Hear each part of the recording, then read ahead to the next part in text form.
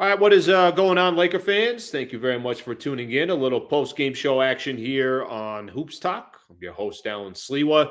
Lakers over the Toronto Raptors, 131 to 125, the final score. Appreciate you guys hanging out. Appreciate you guys tuning in to what might have been the longest game I've ever watched in my life. That game wouldn't end. That game would not end. Play the foul game for the last basically 47 minutes, it seemed like. That game took forever. More importantly, Lakers walk away with a win. If you guys were listening to me this morning, I basically was saying, look, just find a way to win these next two games. I'm not telling you that was perfect. Certainly it wasn't perfect, but the Lakers do find a way to win at Toronto, 131 to 125, the final score. All right, we got a lot to get into. I'm going to spend some time just going through thoughts on the game, kind of interesting what happened for the Lakers after the first quarter. Lakers kind of, I don't know really how you want to describe it. I'm not 100% sure how you want to look at this Lakers team after the first quarter, but disinterested might be the right way to put it. So we'll spend a little bit of time on that. 4-2 on the season. Give the Lakers credit on that part. Stars were really the difference tonight for the Lakers. Anthony Davis, dominant. I listened to the road broadcast tonight. Sometimes they switch it up. Tonight I was having some trouble with Spectrum, so I listened to the road broadcast, so the Raptors home broadcast. And it's interesting to hear other teams and other broadcasters talk about Anthony Davis. I know we're critical about AD. Every time Anthony Davis has a game, a lot of people are, we're critiquing him and we're asking, why can't he do this? Why can't he do that? Or, you know what, he needs to do this more consistently. I didn't hear one negative thing from the Toronto Raptors broadcasters. Just kind of puts it in perspective a little bit how the rest of the league looks at Anthony Davis. We'll spend some time on AD, individual players. We'll take a look at what the Lakers got coming up. They still got 2 more games left on this road trip. But final score tonight, Lakers all over the Toronto Raptors. Not all over they were all over the Toronto Raptors. And then overtime, that wasn't the case for the Lakers. But they do kind of squeak out a victory here, even though you can call it the entire second half, really not the Lakers team that you were hoping to watch. I'm out remote, obviously not at the studio today, so or not in my office today.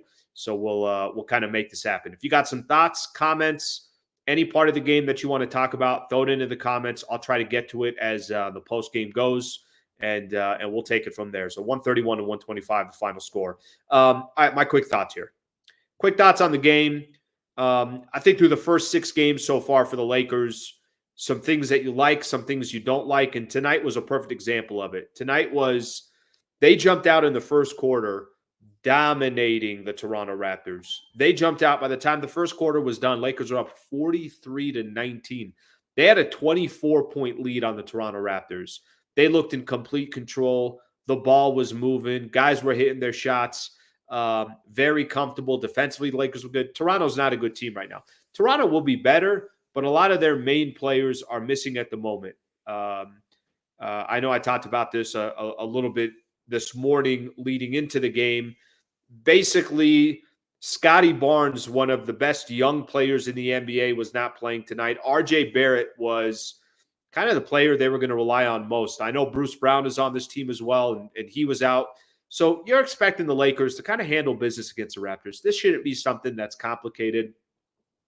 You're hoping a lot of the main guys for the Lakers that by the time you get to the fourth quarter, maybe 6, 7, 8 minutes left, you don't have to play your main guys. That wasn't the case. They dominated the first half. They dominated the first quarter. They're up 43 to 19 at the end of the first quarter. They're up 25 at halftime. Third quarter, Lakers just, they kind of came out so lackadaisical. I put something out on Twitter as the game got all the way down to 6. Had a chance to go down to 3 if Jakob Poeltl hits a corner 3. I think it was Poeltl that was shooting it. It might have not been Poeltl. I forget who was shooting the 3. Grady Dick was the one shooting it. Shooting a 3 with a couple of minutes left in the game. He hits that 3. It's a one-possession game. He missed it. But I thought starting that third quarter, Lakers just, you could tell they were just disinterested.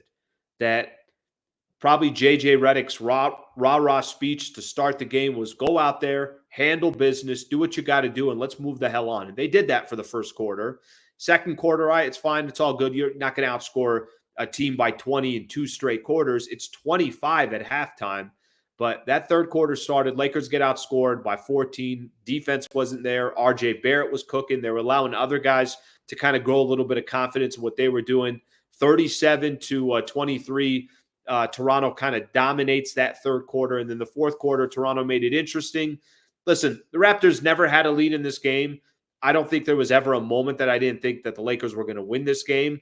Biggest lead the Lakers had, I want to say, was 26, and Toronto never led. But it's just closing out a game. It's giving your guys extra chances to get more rest. I mean, even in that fourth quarter, Austin Reeves looked like he was playing on a hobbled ankle. You don't want to see that. LeBron had to play 36 minutes. Anthony Davis had to play 36 minutes. You want to see a little more killer instinct in a team like the Lakers, especially taking on a team like the Raptors, like I mentioned.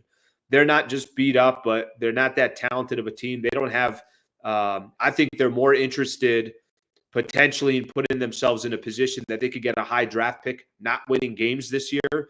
So with all that being said, you look at this Lakers team. You like that they're 4-2. You like that they finally got their first road win of the season after losing to Phoenix and after losing to Cleveland.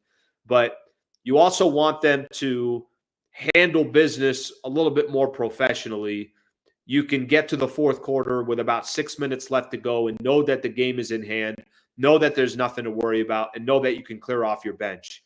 I mean, right at the end there, Bronny James checked in with, 7-8 seconds left. I wish Bronny got 6 minutes playing time tonight. This is the game that you want to see Bronny, that you want to see some of the young players. You want to see them stack up as many minutes as possible because the Lakers are blowing out the Toronto Raptors. LakeShow shot just under 35% from the three-point line. Toronto shot not good from the three-point line, 10 of 35. This is what's crazy to me so far this season, and I guarantee you there's going to be a team that's complaining and bitching about it very, very soon. Lakers just live at the free throw line. They took 41 free throws tonight. And how about this? They shot almost 88% from the free throw line. 36 of 41 total from the free throw line. But they have, so many games now when I'm doing the post game, and I'm obviously going through some of the team stats. There's so many times I'm looking and I stop and pause. I got to look twice. I'm like, wait a minute, they had how many free throws? They had how many more free throw attempts than the opposing team? Lakers, obviously, a lot of times driving to the basket. Anthony Davis doing what he does, but they still took 32 threes.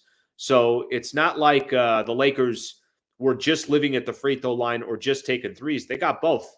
They ended up taking more free throws than they did three-point attempts. Like I mentioned, 41 free throw attempts for the Lakers. That's crazy. That's insane. Turnovers tonight, clean for the Lakers. 10. I'll take 10 any day of the week. And any NBA team would. Lakers had 10, and the Toronto Raptors had 11 turnovers. So both teams pretty efficient from that perspective.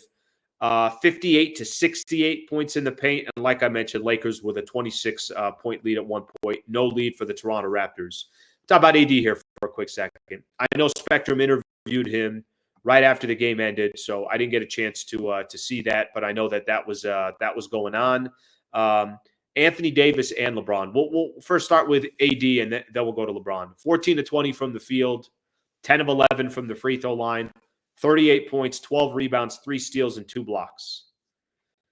He's been as good as you could possibly ask for. From Anthony Davis. I don't really know what a Laker fan could look at with Anthony Davis and ask more of. I thought in the game against Cleveland, I felt like he was getting pushed around too much, felt like he was on the ground too much, felt like he was complaining too much. But you're going to have games like that. And Cleveland was also blowing out the Lakers, so I'm sure he was frustrated. But for the most part, this year, Anthony Davis has been elite. Legit, however you want to describe him, he's been incredible so far this year. So AD with the 38 tonight with 12 rebounds still does what he does on the defensive end. Little concern for me for the Lakers on the defensive end. They're just giving up too many easy buckets, too many easy baskets. Guys are too comfortable. The Cavs game I go back to for a quick second, but guys were getting in the paint, no problem. Guys were dunking whenever they want to. Offensive rebounds. So that area, the Lakers are certainly going to have to clean up, but it's not on Anthony Davis. AD, I know at times got to hold his own down there, but for the most part, Anthony Davis has been incredible all season long. LeBron, 36 minutes as well, goes 9 of 17 from the field, Um, what do you go from the 3-point line? 5 of 8 from the three. When Bron's hitting his threes, there's kind of no way of really there's really no way of stopping LeBron James. 5 of 8 is so efficient. 27 and 10 for LeBron, as well as 6 rebounds. So on top of doing what he does offensively, on top of him getting his buckets and hitting his threes, he's still setting up other guys, 10 assists. The Raptors broadcast kept talking about, they're spending a lot of time talking about LeBron, what he's done over his career, his legacy, and everything else. And then every time he dished out a pass, they just go out of their way and say, look at his vision. He could still pass the ball like anybody else. They have their pre-halftime and post on TV, included a couple different people. I didn't know all of them. I know Sam Mitchell was one of them. And they kept saying, they're like, when is this guy going to slow down? It's funny listening to the other side of the broadcast because they only get to see LeBron a couple times a year, as in when LeBron is playing their team. And the compliments or the times that we kind of sit back and we watch LeBron or we watch Anthony Davis, we take it for granted because we expect Anthony Davis, he's got to have 30 and 12 rebounds and a couple block shots. And for LeBron, it's, LeBron struggles one night and everybody's complaining, including myself. But it's interesting to watch the other side and just how much they compliment those two players. There was a possession. I forgot who it was. Maybe it was Gabe Vincent, or I don't know what the possession was. But LeBron and Anthony Davis were doing a little two-way game. And the broadcasters were basically saying what it would be like to be a role player on this team. He's like, you just sit back and relax and not worry about anything because those two players basically make it happen every night. And if your team loses, it's those two players that are criticized. It's not really necessarily the role players. So AD 38 and 12. LeBron had 27 and 10, like I mentioned, the 6 rebounds. A couple other players I want to mention. I'm going to give some love here to D'Angelo Russell. I know I'm critical on D'Lo a lot of the times. D'Lo tonight had the highest plus-minus on this Lakers team. He was plus 14. Shot 50% from the three-point line. Shot over 50% from the field. He went 7 of 13, 19 points and 6 assists. Really nice night for D'Angelo Russell as a whole. As a team, there are a lot of times I could look at it and say, what the hell are the Lakers doing defensively? And I could point at individuals with that as well. But I thought D'Lo was efficient tonight, hit some big shots, hit some big threes, hit timely shots when the Lakers kind of looked like, again, I don't think this game was ever in jeopardy. It had more to just do with why are you playing with your food? Try to finish out this game. And D'Lo hit a couple of shots for the Lakers that I thought were big. So I'll give D'Lo some credit. I do read, for those who don't think that I read comments and things like that, I do read them. I don't respond all the time. And I know there have been some individuals out there saying, you're too tough on D'Lo. You're too tough on D'Lo. Maybe I am. Maybe I am too tough on D'Angelo Russell. But Lakers need him to be really, really good. And I don't know what his future is going to be on this team. So for the time being, hopefully he could be as efficient as possible. Tonight he was. He's had some games where he struggled so far this year. But you're shooting 50% from 3, over 50% from the field. You're dishing out 6 dimes and also grabbing 19 points. I got nothing negative to say about D'Angelo Russell tonight.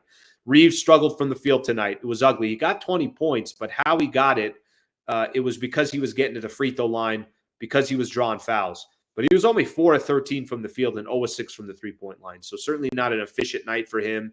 You like the 6 assists, 12 assists between D'Lo and Austin Reeves. That you'll take on any given night, and certainly that's great for the Lakers as well.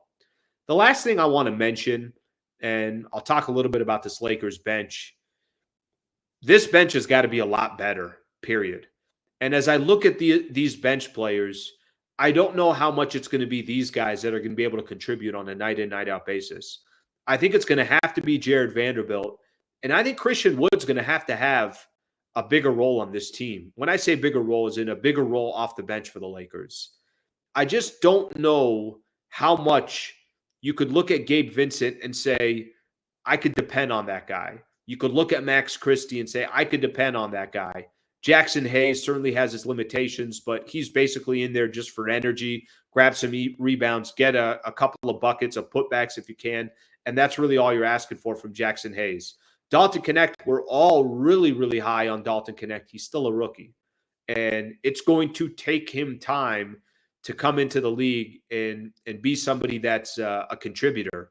But this bench worries me for the Lakers because you're asking Anthony Davis and LeBron and D'Lo and Austin Reeves and Rui Hachimura to play 30-plus minutes a night and to be really, really good every night.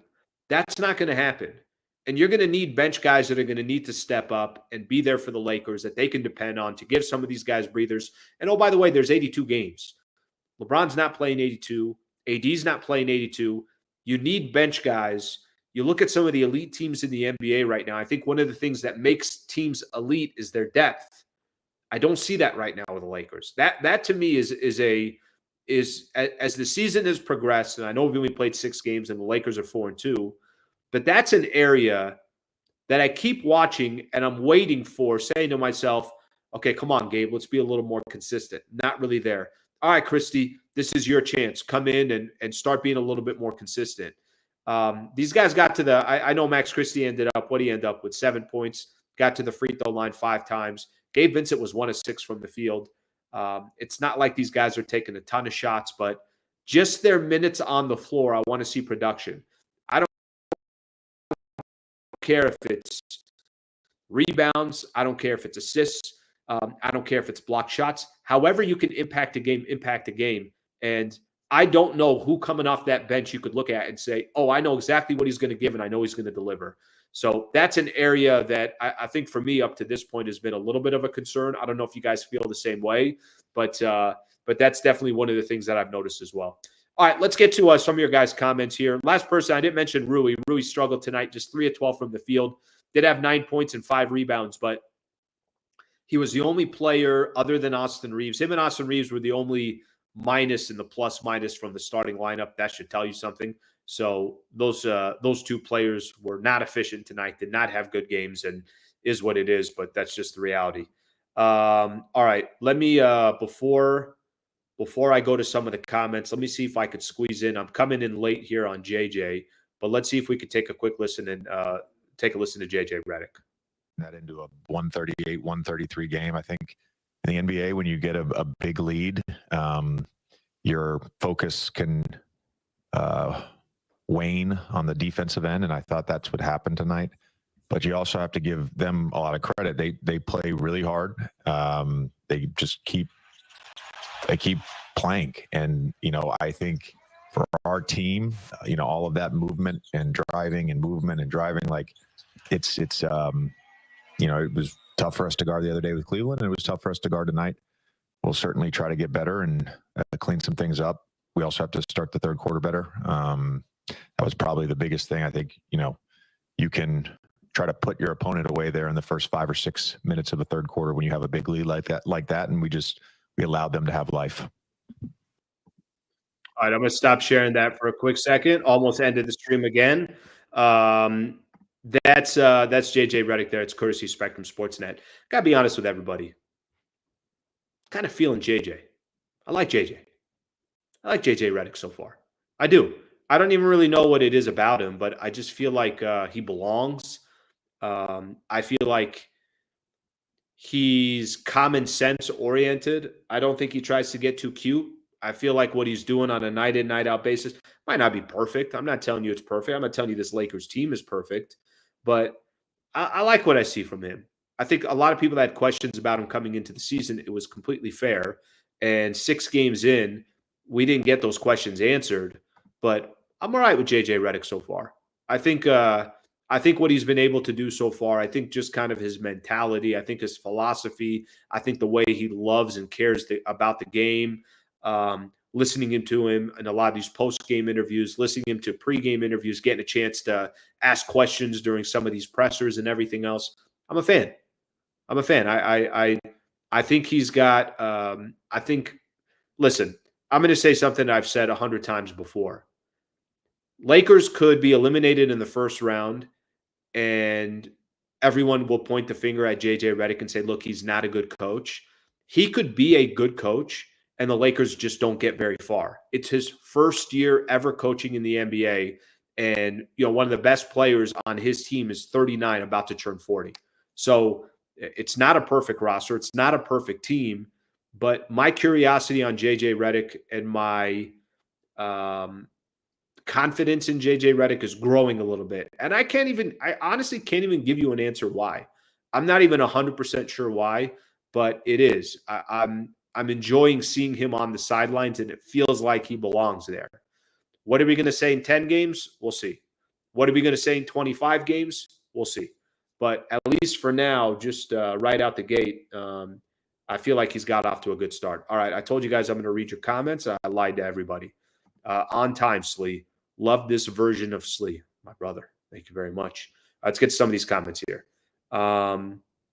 Lakers reality check game. I saw another comment here. If I could find it, said I think yeah, too close for comfort. Play with their food. Listen, just win the game. I love what JJ Redick said right there too. He's like, listen, in the NBA, if you come off to a big lead, it's not uncommon to take your foot off the gas. Exactly what the Lakers did, and he's 100% right about those first 6 minutes of that third quarter. You can either bury a team and absolutely rip the heart and soul out of that team, and the game is over, or you can give them life. Lakers gave them life. And I think that's what, the Toronto Raptors, when you're young like that, you got nothing to lose. There's no expectations to win. I think a lot of teams that have those types of players and those types of expectations where there really isn't any expectations, they could be dangerous because they're playing so loose. What do they got to lose? Toronto doesn't care if they – Toronto's trying to grab another high draft pick. And that's the way you do it in the NBA. Masai Ujiri, who's the president of basketball operations for the Toronto Raptors, I'm sure he's not worried about how many games they win this year. But those players are going to play tough. RJ Barrett's going to play tough.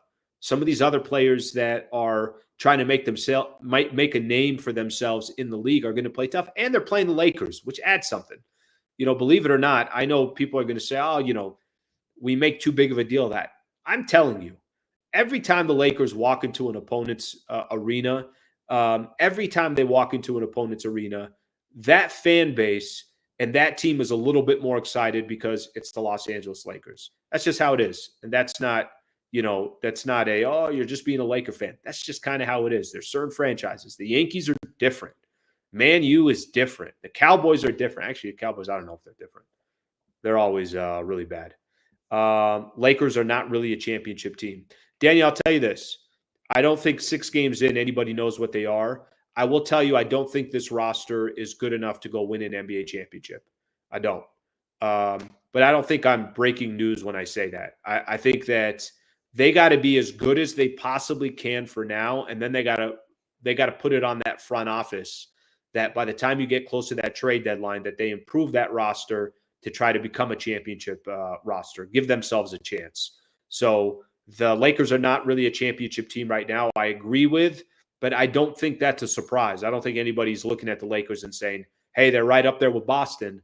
And by the way, I don't think many teams are right up there with Boston. Can't see them clinching home court for a single round of playoffs with the current roster. That means you got to be top 4. I'm with you on that. If you ask me right now, I don't think this team is a top 4 team in the Western Conference. Again, listen, I don't think we have to look that far ahead. I think all we got to look at is what's their record after the first 10 games? What's their record after the first 20 games? How do they look against really competitive teams? How do they look against teams in the Western Conference? How do they look against some of the elite in the East? That's how you should be gauging the Lakers right now. They've got some good wins. Minnesota was a good win. Phoenix was a good win. Sacramento, I thought, was a good win. They got their asses kicked by the Cavs on the road. Obviously, Phoenix pulled away in a game as well. So they've got a little bit of everything so far. We haven't shown we are contenders. Let's build chemistry, stay healthy, and strive to be a playoff team. That I agree with, my friend. That I agree with. All right. Let's see what else we got here. How many seconds did Bronny play? I'm not kidding. I think it was 7 seconds. 7 seconds out there. All right. I see what's happening there. Okay. Damn, at least we won from Francis here. Cavs 33-8 free throws. Yeah, that's right. That's when I was talking about all the free throws there. Lakers are living at the free throw line. Francis, I appreciate the super brother. I really appreciate that. Good thing we won. We need to make trade depth. If 2 or 3 of our starters are struggling, we are basically a playing team. Yeah, listen, they're going to have their challenges. No question about it. This team's going to have their challenges. And it seems like, the more I watch this team, by the way, if I missed your comments, I apologize. There's a lot coming in here. It seems like the more I watch this team, they basically need LeBron and Anthony Davis both to have good games, and then ancillary pieces contribute as well. If one of those players don't do well, if LeBron is struggling, like he did, I think, was it at the game against Phoenix? They probably don't win that game. Game against the Cavs, nobody really played well, and they didn't play a lick of defense, so that's why they didn't win that game as well. To be fair, you got to give Max pro minutes. He can't just magically start balling against pros. He needs the reps. Can I tell you this from Max? This is what my hope is with Max Christie. I don't think anybody's asking Max Christie to come in and play in a game, and then all of a sudden start dropping, have 15, 20 points or anything like that. Max Christie just needs to be high energy, a defensive presence, somebody that's crashing the glass, and whenever he can get an open look, take it with confidence. And if that gives him success, great. If that gives him, he has a night where he's struggling, that's okay. It's not the end of the world. But my only issue with Max Christie I have so far, I just don't know how confident he is when he's in there. But I know what you're saying. What you're saying is he's got to get comfortable. And the only way you get comfortable is with more reps, and you got to have more experience.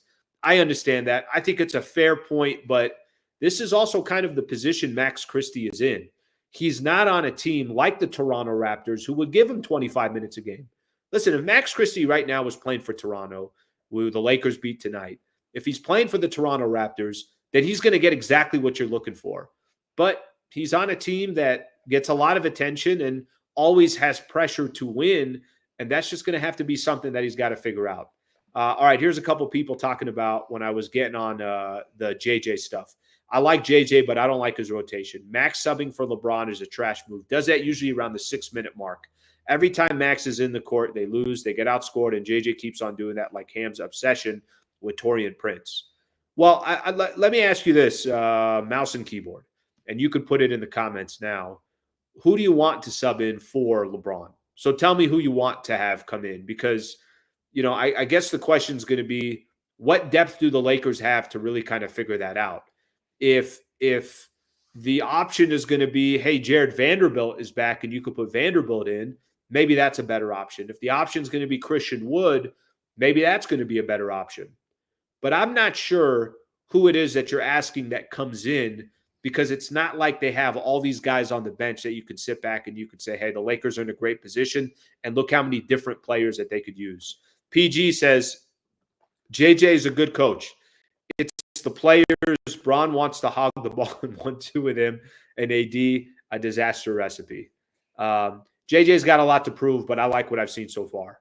I don't know how it happened, but JJ is actually our young Pat Riley. The rumors were true. The guy is the real deal. Pat Riley is one of the greatest to ever do it, so I don't think we should throw his name around loosely, but I know what you're saying. I know what you're talking about. Basically, what you're talking about is he's got potential. He's got the looks. He's got all that stuff. But Pat Riley walked into the NBA and just started winning chips, and Pat Riley had the success that he had in LA, but he was with the team for a while before he became the head coach. So you got to remember that as well. So I think there's a lot that goes into it. I hate making any of those comparisons because it is literally the equivalent of somebody walking in from college and saying, hey, that guy he's Kobe Bryant, or he's LeBron James, or he's Michael Jordan, or he's Tim Duncan, or he's Shaquille O'Neal. You're picking a Hall of Famer. Pat Riley is one of the greatest head coaches to ever coach, and he's one of the greatest executives to ever be a part of the game. That's how good he is. So I hate looking at some of those. Comparisons. I know what you're trying to say, but those comparisons are just they're so tough to to ever even talk about. All right. JJ figuring things out. Let's see what else we got here. Somebody asked this question, which is completely fair, and I think it's frustrating for a lot of Laker fans. Vando ever coming back? Yes, he is coming back. Hopefully back sooner than later. I think it's coming. I think he's actually going to be back soon, but I know it seems like this guy's been out the entire time. So many injuries since he's been a Laker, and anytime you're excited about his play, it's like he's gone. So that part's been difficult to swallow. Did you guys see that news on? I'll get to some more of these comments in just a second. But did you guys see that news on Jalen Hood-Schifino? And the reason why I'm bringing it up here real quick is because I talked about it a little bit on my show this morning. So for those who don't know, just a quick little plug here.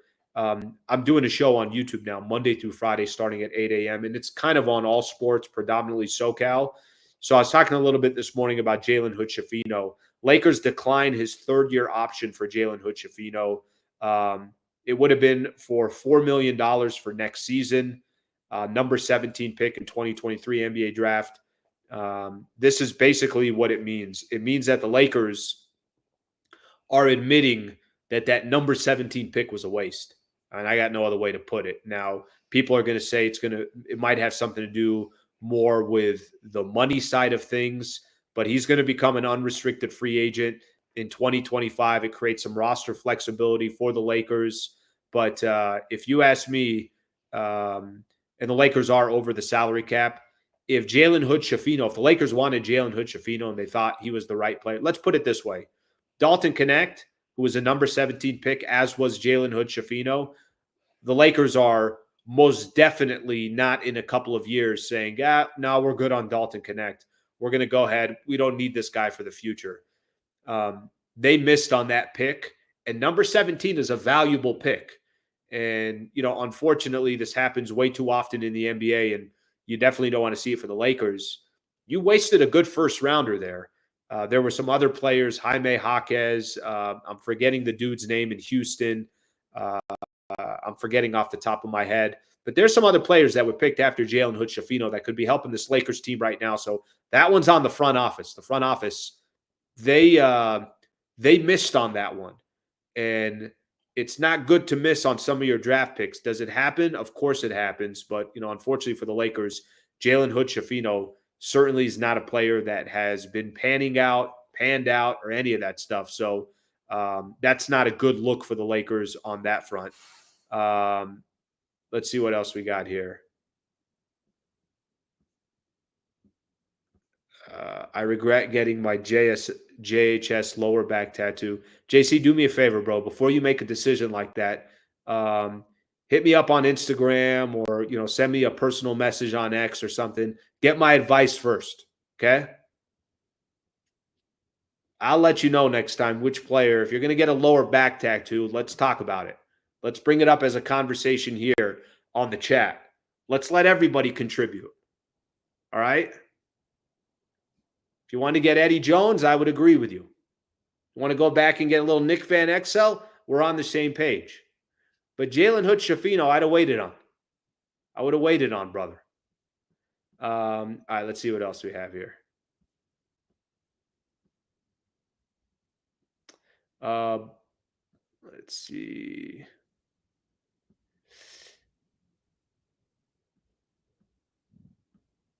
All right.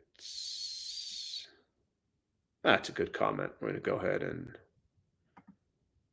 let's go ahead and clean that one up there real quick.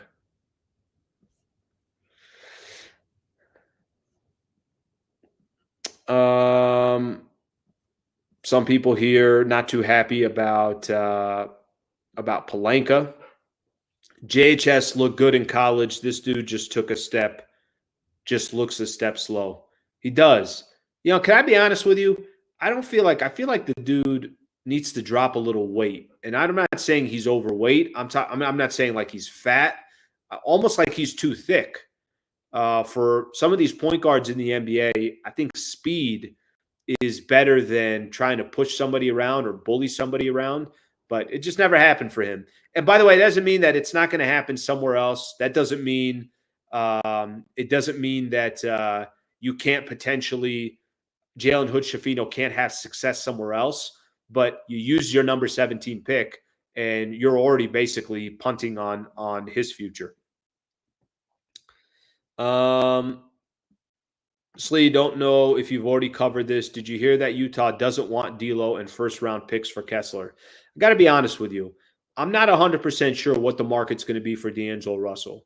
I don't think there's a market for him. I don't think there's people that are dying to have D'Angelo Russell. Now, what they might have is if it is the case that D'Angelo Russell does end up getting traded, the biggest asset D'Lo probably is to a team right now is that he's an expiring contract.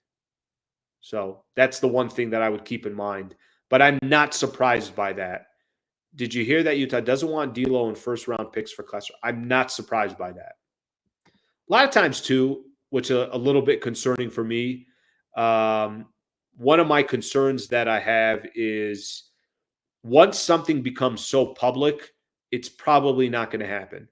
I'm hearing the Walker Kessler stuff so much now. I'm like, yeah, that's probably not going to happen. All right, you can't see this. Alan, did you see Dodger fans out there today? Let me tell you what I did today. I went to Petco Park, and I just sat there, and I just stared at the stadium, and I said, what could have been? And I did a prayer to the man upstairs, and I just said, this was not our year, and this was not our time. And then I turned off all electronics. I didn't see anything, and I refused to watch. Okay? I refuse. I'm in mourning, bro. I'm in mourning for a long time. If they would have opened up the stadium, I would have just sat there in the seats with nobody there, and I would have just reflected on life at Petco Park. Just reflected. So if that helps answer your question, you can't see this. I hope that helps answer your question. Let's see what else we got here. Mike Lopez. By the way, all caps. Mike, do we have to do all caps? Why are we yelling here? How many times I stated on your podcast that the Lakers passing on Jaime was a slap to the face to the Mexican fan base for the Lakers' disrespect? Okay, actually, you know what? I gotta be honest with you. I don't mind you capitalizing this. I think this is listen, I don't think you draft somebody just because of his descent, just because he's Mexican. Hey, I'm going to draft him because it's in LA. I get the tie, I get the connection. I completely understand that. But Jaime Jaquez was also a good player that was ready to contribute. And on top of that, he's of Mexican descent, right? I think it's like, oh my gosh, it's how many the stars have aligned. I'll tell you who was telling me this. Michael Thompson, obviously part of the Lakers broadcast. I spent 5 years doing the Lakers broadcast with Michael. By the way, I'm going to have Michael on my show here pretty soon. Him and I chatted on the phone yesterday. We'll try to coordinate something, not here on the post game, but on the show that I do in the morning. But I remember Michael screaming from the bleachers, like you, Mike, which probably in all caps, that's what he was doing. I remember him screaming from the bleachers, basically saying, draft Jaime Jaquez because he's a good player. He's ready to help right now. And oh, by the way, he went to UCLA and he's of Mexican descent, right? Like there was all those ties as well. I get it. You're right. I didn't know how many times you stayed out on my podcast. I did not know that, but I appreciate you telling me. And thank you for those supers that just came in. So I appreciate that. All right, 619 baby. Rank 3 for coming year. Listen, James, I'm with you, brother. I don't know how many on this channel are with us from the 619, but we stick together. Look, then we got nice people like Bargain Shopper saying, I'm sorry, Slee. Hey, I'm sorry it didn't work out this year, right? Instead, I got all these other Dodger fans. Oh, it sucks for you. Hey, look, Bargain Shopper. Hey, what a good citizen here. What a good person here. I could already tell what a good person. All right, let's see what else we got here. On the bright side, AD is putting up Shaq numbers. On the not so bright side, we look trash as soon as he subs out. Yeah, that's an issue. I did that. I've talked about that for the last most of this week. I talked about that. I'm like, what the hell are they going to do when Anthony Davis subs out? It's a completely different team.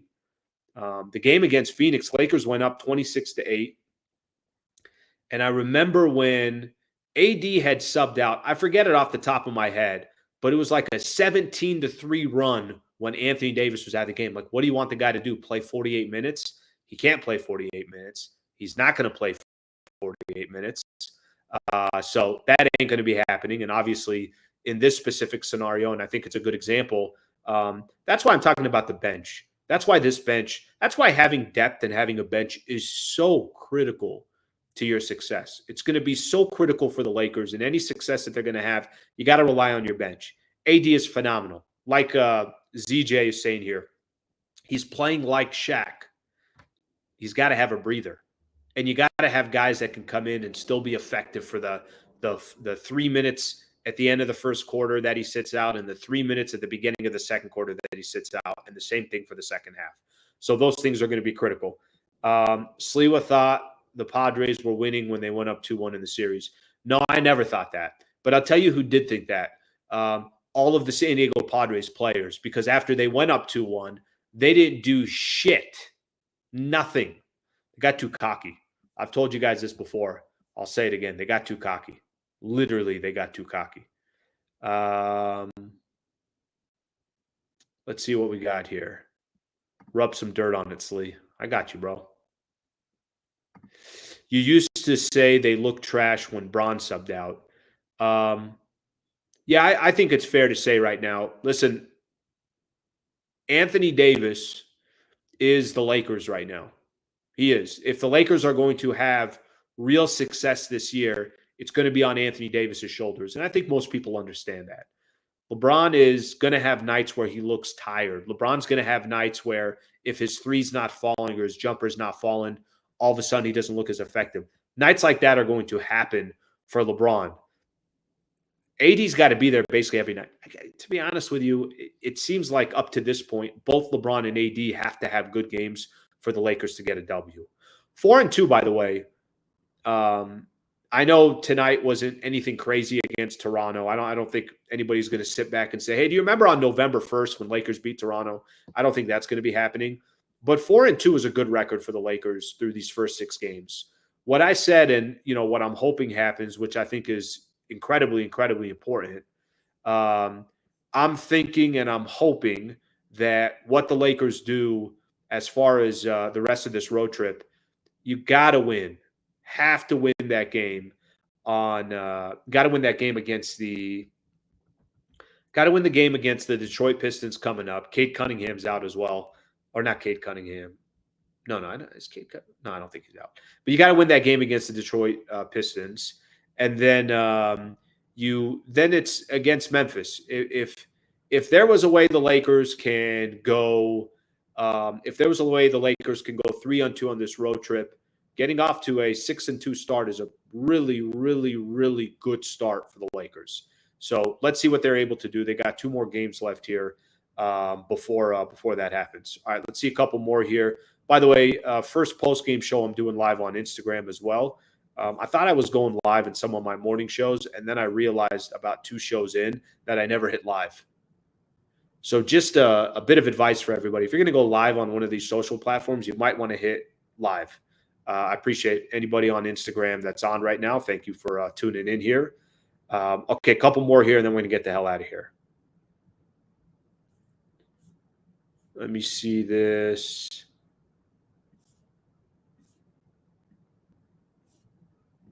All right, I'll go back to some of these comments in just a second. One thing I want to do here real quick, I do want to point out, so next game for the Lakers, so they're off for the weekend, and they're back on Monday. So keep that one in mind. Next game for the Lakers is going to be on Monday night. So Monday night, they got the Detroit, or 4:30, they got the Pistons. And then Wednesday, 5 o'clock, they're at Memphis, and then they'll finally come back home. They'll have 3 games at home, and we'll go from there. So keep that one mind. The other thing I want to point out around the NBA, I kind of like doing this now. Towards the end of the post-game show, I'll take a quick look at the scores. By the way, someone hit me in the chats about SDSU. What is it? 49-10? Jesus. All right, couple scores around the NBA. When we're done, I'm going to watch a little Denver Nuggets, Minnesota Timberwolves, 66-65.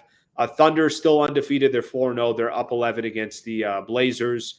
Boston, 5-1. They're 124-109. They won. Cavs still undefeated. They beat the Magic. Knicks got another W. They're now 3-2. Kings beat the Hawks. They're now 3-2. And then Pelicans 3-3 over the Pacers, 125-118. So really the only game to kind of keep an eye out for. Nuggets are playing the Timberwolves right now. That game is going on. Thunder is also playing as well. All right, I'm going to read a couple more of these comments, and then we're getting the hell out of here.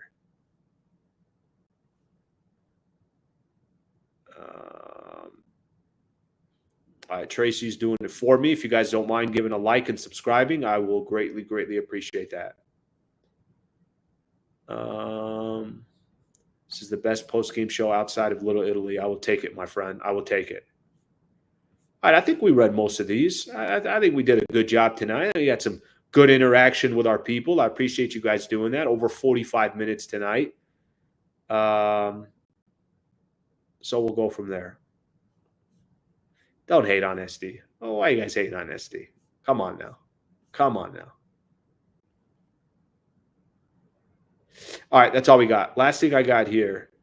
Could I just say, look at this guy. Look at this guy hanging out the whole time. Huh? This guy hanging out. Huh? Is that not a good dog? Look at this guy. He didn't even say a word. Nobody even knew. Nobody had no idea this guy was on. Look at Rookster. Good job, buddy. Good job. It's a good dog right there, huh? That's a good dog right there. Good job, Rook. Good job. Yeah, you know, Rook knows when I'm in post-game show action, you know, we got a show to do. But Rook looks like, listen, hey, if you need me, I'm right here. I'm right here. All right, it's a good boy right there. That's a good boy right there. All right, guys, I'm done for the night. I appreciate you guys hanging out. Literally, he didn't say a word. The whole time I was getting set up for the post-game show, and this guy he'd stand up, and I'm like, you can't stand up. You got to stay low. Rook, you got to stay low. Rook stayed low. It's a good boy right there. All right, Lakers over the Toronto Raptors. Final score tonight. Lakers 131, Raptors 125. We got actually a weekend off. Nothing Saturday, nothing Sunday. So I'll be back on Monday. I will do my show at 8 a.m. in the morning, 8 a.m. to 9 a.m. And then Monday night after the Lakers take on the Pistons, we'll do a post-game show. We'll do it right here. I appreciate you guys hanging out, whether you're watching this live or you watch this a little bit later. I know a lot of people watch the post-game show, not necessarily live. They watch it later. So thank you for doing so. And I appreciate you guys supporting the channel, hanging out. Best thing you can do for the channel, if you guys don't mind, just subscribe, like, hang out with me. Anytime there's conversations about Lakers and everything else, it's the best way to support the channel. Thank you guys. Have a great rest your Friday. Have a good weekend. I'll get back with you guys